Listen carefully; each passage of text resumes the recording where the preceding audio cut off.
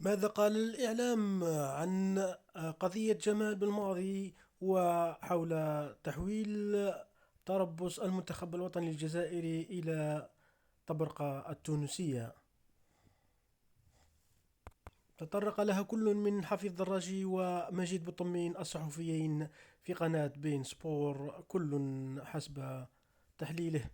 إذ قال مجيد بطمين أن جمال محل انتقاد في كل مرة يأتي إلى التربص، وقال حفيظ دراجي أن المنتخب ليس ملكا لجمال بالماضي ليتخذ قرارات فردية بالمنتخب والتحويل طرابلس إلى خارج الوطن.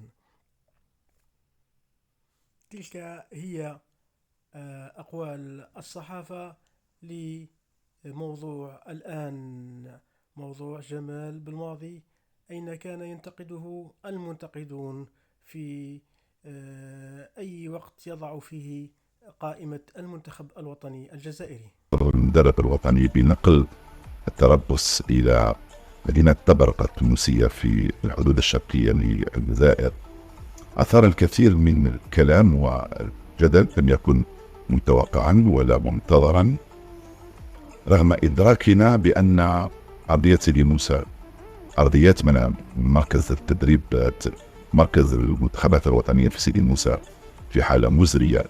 كنا ذكرنا هذا قبل أيام، وكان مدير المركز والاتحاد الجزائري لكرة القدم طلعوا بيان تكذيب، وقالوا بأن أرضية الميدان في أحسن حال، والمنتخب الجزائري سيجري تربصه في المركز تحضيرا بمواجهة تنزانيا. لكن جمال بالماضي بعد عودته البارحة إلى الجزائر اتضح له بأن المركز في ظروف مزرية وسيئة جدا، سواء أرضية الملاعب أو باقي المنافذ الموجودة. الكلام الذي أثير بعد هذا القرار كان فيه الكثير من التساؤلات، أنا أطرحها كذلك. لماذا طبقة؟ لماذا ليس قسنطين؟ لماذا ليس عناب؟ عناب التي تحتضن المباراة. من استشار جمال بالماضي؟ تعلمون بأن قرار إجراء التربص خارج الوطن أو حتى التنقل خارج الوطن يقتضي ويتطلب إجراءات إدارية ومالية ورخصة من وزارة الشباب والرياضة، كما أن نقل العتاد، عتاد التحضيرات إلى تونس أيضا يتطلب إجراءات كبيرة جدا، ليس مثل الإجراءات التي يتطلبها نقل العتاد من الجزائر العاصمة إلى عنابة أو إلى قسنطينة، خاصة وأن ملعبي عنابة وقسنطينة والمرافق التي يتوفران عليها توفر أعتقد الظروف اللازمة للمنتخب الجزائري بإجراء التربص التحضير هناك. ونقل هذا العتاد يتطلب نصف يوم يعني برا، أو ساعة بالطائرة لتنقل العتاد إلى مدينة عنابة أو قسنطين.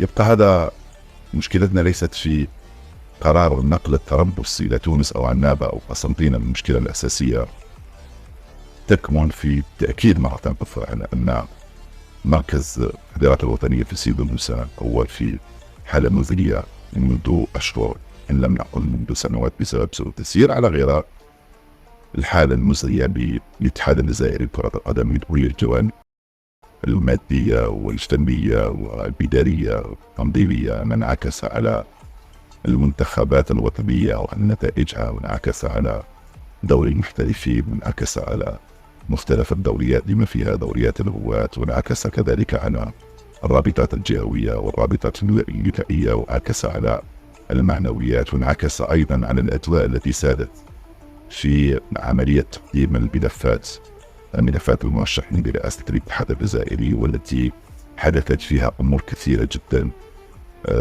تدخلات خارجية وضغوطات كبيرة جدا على لجنة الترشيحات، خاصة من موقع الاتحاد الجزائري لكرة القدم يقول بأن أرضية الملعب سليمة والمركز في أحسن أحواله وسيستقبل المنتخب الجزائري بتأكيد. طبعا يأتي التكذيب من طرف المدرب جمال بالماضي بأن أرضية الميدان غير صالحة والمركز لا يمكن أن يستقبل المنتخب الجزائري.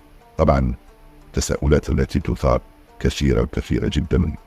البعض ما قرأت في بعض وسائل التواصل الاجتماعي يدخل في إطار محاولة تأثير على جمال بالماضي وإرباكه وإدخاله في معمعة ومعركة هذا الذي يحوث على مستوى رئاسة الاتحاد الجزائري. إدخاله ليس من طرف المرشحين، لا حاشا، ولكن من طرف من يريدون الحفاظ على مكاسبهم على مستوى الاتحاد الجزائري لكرة القدم، ومن يريدون حماية أنفسهم من خلال تعيين رئيس اتحاد أو انتخاب رئيس اتحاد مقرر منهم ليحميهم ونغطي على قضايا وعلى نتائجهم ومشاكلهم في التسيير المالي والإداري والفني على كل المستويات في السنوات الماضية. أردت أن نرى وجدد الدعوة للسلطات الإدارية لكي تتدخل، خاصة وأن بعض الأصوات أيضا أرادت أن تورط حتى وزير الشباب والرياضة وتتهمه بأنه جزء من ألاعيبهم التي تحدث الآن. لذلك فالوزارة الوصية طلب بتحمل المسؤوليات لإعادة ترتيب البيت وتصويب الأمور واستعادة الاتحاد الجزائري لكرة القدم من الاختطاف الذي تعرض له منذ سنوات طويلة.